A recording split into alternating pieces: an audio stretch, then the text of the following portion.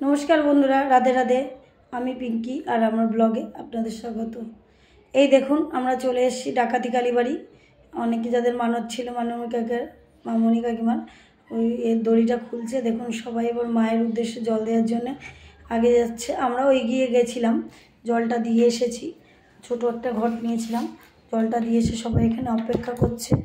আমরা প্রায় 4টের দিকে পৌঁছে গেছিলাম ডাকাতি কালীবাড়ি। তারপরে কিছুটা ওয়েট করি, তারপরে সন্ধ্যের পরে আবার হাঁটা শুরু করব। এই দেখুন ডাকাতি কালীবাড়ি সবাই মিলে এসেছি। এখনই বন্ধুরা পায়ের অবস্থা যা হয়েছে যে কি আর বলবো। দেখুন এই যে সবাই আমরা বসে আছি।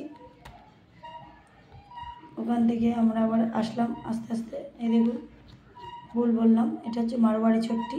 ডাকাতি কালীবাড়ি থেকে বেরিয়ে এসেছি। এই দেখুন আমরা আবার লোকনাথে পৌঁছে গেছি। হাঁটতে হাঁটতে নিতে পারিনি বন্ধুরা। রাত্রেবেলায় তো অনেক অন্ধকারে ক্লিপ একদম নেওয়া যায়নি। এই দেখুন আমরা সবাই এসেছি বাবা লোকনাথের উদ্দেশ্যে জল দেবো বলে লাইনে দাঁড়িয়েছি। দেওয়া হয়ে গেছে, এবার আমরা তারকেশ্বরে চলে এসেছি। এই দেখুন এবার যাব। এরকম তারকেশ্বরে চলে এসেছি। এবার লাইন দেবো বলে কোথার থেকে খুঁজতে এসেছি। দেখুন ছেলেগুলো সব বসে রয়েছে লাইনে পর করে। এবারে আমরা যাচ্ছি দুধ পুকুরে স্নান করে জলটা দিয়ে উঠে আসলাম। আসার পরে একটু চা খাচ্ছি। দেখুন আমার কি অবস্থা, পুরো ভিজে একেবারে চুপচুপ হয়ে গেছি। অত ভোরবেলায় তো ঠান্ডা লাগছে বন্ধুরা, তাই একটু চা খেয়ে নিচ্ছি। সব জলটা দিয়ে আসলাম। টেয়া কমপ্লিট, কেনাকাটা করে এই স্টেশনে এসেছি বাড়ির দিকে রওনা দেবো বলে। বাবার মাথায় জল দেওয়া হয়ে গেছে সুষ্ঠুভাবে।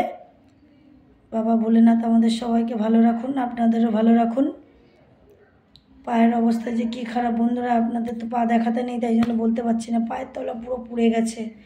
এই যে আমরা শাওড়াফুলি ঘাটে চলে এসেছি স্টেশন ট্রেন করে, হাওড়াগামী লোকাল ধরে। এই দেখুন আমার অবস্থা কি বিধ্বস্ত। কাকির ব্যাগ ধরে আমি বসে আছি। এই যে আমার বোন, আমার কাকি, দিদি। এবার টুকটুক করে পার হয়ে ওপারে গিয়ে আবার 81 ধরে বাড়ি আসবো বন্ধুরা।